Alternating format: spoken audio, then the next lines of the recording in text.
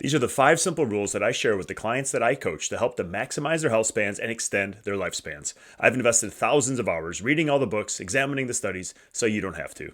Rule number 1 is to get strong and to stay strong. Our strength and muscle mass are obviously critically important for maintaining our ability to move our bodies freely as we age, but they are also critically important for our metabolic health, as our muscles are our largest sink for the carbohydrates that we consume, which are responsible for spiking our blood sugar and insulin, which leads to chronic diseases like diabetes and cardiovascular disease.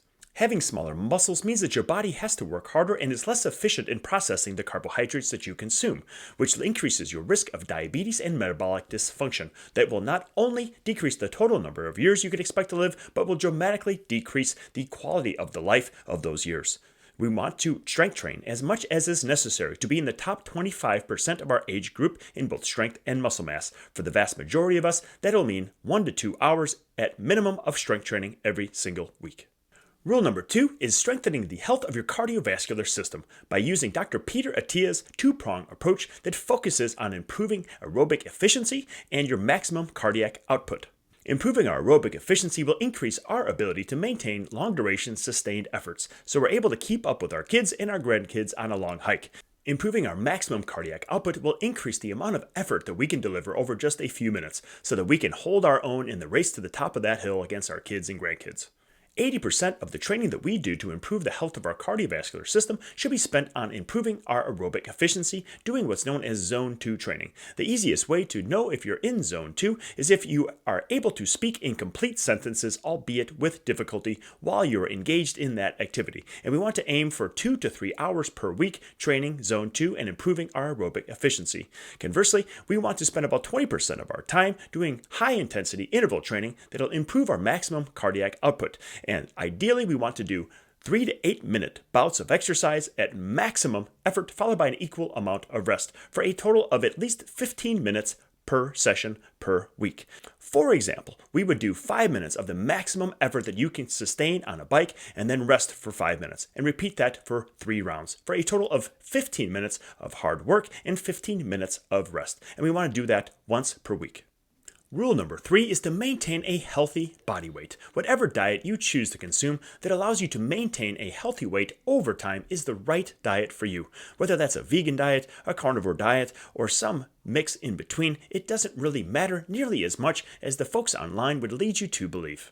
Now, we should all strive to consume more whole foods and less highly processed foods, but ultimately we all must experiment with the approach to nutrition that works for us in the long run.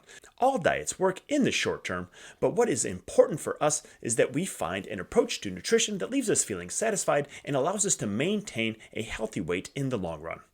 Being overweight increases our risk of just about every disease known to man and will dramatically shorten not only the quantity, but the quality of our lives as well. Rule number 4 is to minimize your exposure to environmental toxins. Now, this might be one of the most important rules, but also one of the trickiest because it is so hard to accurately measure and assess the toxins that you might be regularly exposed to and the impact that they have on your health. So I suggest looking for the lowest hanging fruit here by trying to identify and eliminate the toxins that you are most regularly exposed to. So if you live right next to a highway or a coal-fired power plant, you should consider moving, or at the very least, investing in some high-quality air purifiers. We also want to minimize our exposure to plastics in the foods that we consume. We want to stick with glass, stainless steel, and ceramics whenever possible.